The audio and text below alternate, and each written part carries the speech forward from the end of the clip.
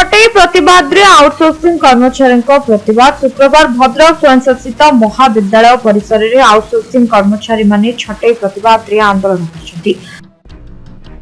कर्मचारी माने अभियोग करिसथि जे महाविद्यालय रे 40 अधिक आउटसोर्सिंग कर्मचारी अछथि।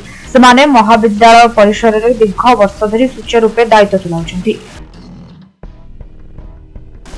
उच्च शिक्षा विभाग पक्षर एक चिठी होता जो नूतन आउटसोर्सिंग कर्मचारी न रखा कहला भद्रक स्वयंशासित महाविद्यालय रे दीर्घ वर्ष धरी काम करुवा 40 जन आउटसोर्सिंग कर्मचारी को छटई आउटसोर्सिंग कर्मचारी माने प्रतिवाद करी भद्रक स्वयंशासित महाविद्यालय परिसर रे शांतिपूर्ण आंदोलन करिसेंती।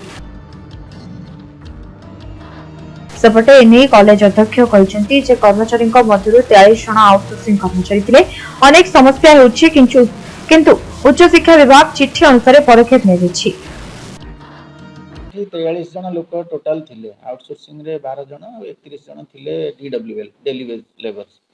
सो से माने तांको हमकु डिसएंगेज करबा को पड़िला 16 तारिख रु 13 तारिख दिन सरकारनकर चिट्ठी आसिला।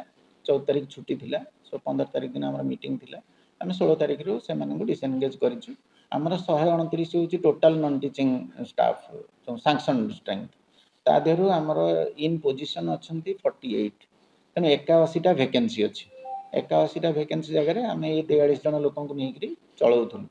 वर्तमान सरकारनकर निष्पत्ति आसीची से अनुसार हम काम करिछु तांका निर्देश अनुसार आ हम अपेक्षा करूछु सरकार को हम से अनुसार भी चिट्ठी लिखिछु जे हमको कॉलेज चलैबारे बहुत असुविधा हम आपण जहाँ आमको अनुमति देबे आ निर्देश जहाँ देबे आम से अनुसार कार्य करूँ।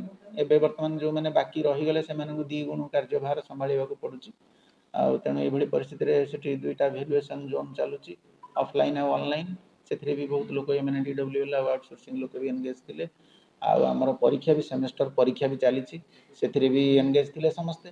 वर्तमान तेणु सब गुड़ाकर फंक्शनिंग विभिन्न डिपार्टमेंट्स प्रैक्टिकल परीक्षा जो गुड़ाकर हो पारि ना प्रोजेक्ट सब ए सब रे समस्या होची किंतु आमे तो मैनेज करबा को पड़िबो जेतिके अछन तादर सरकार जहाँ निर्देश आसी आम से अनुसार काम करछु। आगो जहाँ सरकार निर्देश देबे तांको अनुमति अनुसार आम काम करबो। देखंतु गतकाली गोटे चिट्ठी आछि हायर एजुकेशन डिपार्टमेंट रो जे पिला माने आउटसोर्सिंग पिला माने केस करूछंती जहाँ फल सरकार फाइनेंशियल हार्डशिप होउछंती तो सेति पई आ नवा पिला एंगेजमेंट करो नाही। किंतु बड़ दुख और दुर्भाग्यर विषय जे कॉलेज अध्यक्ष महोदय कौन बुझिले से चिठी रू जो पिला माने 15 वर्ष धरी कार्य करूछंती स्वल्प दरमा रे सुचारू रूपे कार्य करी आछुछंती जार कोनोसी कंप्लेन ही पिलांका नारे नाही से भली पिला माननकु ए परिणत बयस रे चाकरी छटई करबा इमिडिएटली तो बहुत दुख लगुच। जदि यही बयस जड़े पिला छटई करा जाए सी कौन करिवो ता परिवार केमिति प्रतिपोषण करिवो ता वृद्ध बापा माँ को मेडिसिन केमिति आनिक दबो ता पिला माननकु स्कूल ले केमिति पाठ पढ़ेबो ए बयस रे से कोठी कार्य करिवो। 15 वर्ष कार्य कर सारा पर सरकार कौन गोटे पिला को छटई कर देबे। आपण माने जानि आम विगत दिन रे 10 दिन राजरास्ता रे बस्तिलो धारणा रे ओडिशा सरकारी आउटसोर्सिंग कर्मचारी महासंघ मुख्यमंत्री खुद आमको डाकिक आलोचना करथिले जे सेथिरे आईन मंत्री मध्य उपस्थित थिले एवं आईन मंत्री प्रतिश्रुति देइथिले जे आ कोनोसी पिला को छटई करा जिवो नाही। आपण मानक जरिया रे कहि जाउची आईन मंत्री एबे हमको मुख्यमंत्री को दफ्तर रु फोन आस्तिला 4 दिन तळे मु जेहेतु जिला सभापति मो जिल्ला रे केते छटई हेइ जनी मु लिस्ट देइ सारची मो पाखरे मध्य अछि किंतु दुख दुर्भाग्य आज मते पिला माने फोन करछन भाई हमको चिट्ठी करा आइची आज तो माने छटई कर देइछन। मु 4 दिन तळे आईन मंत्री मागिछन्ती डाटा केते पिला को छटई करा है जे आज सुनला बेलू पिला माननको छटई करा जाइछि।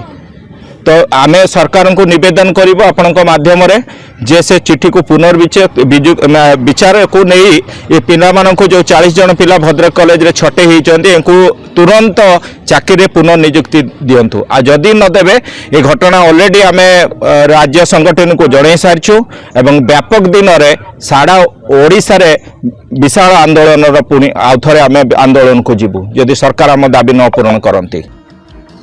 भद्रक साई शंकर महाकुल रिपोर्ट समय लाइव।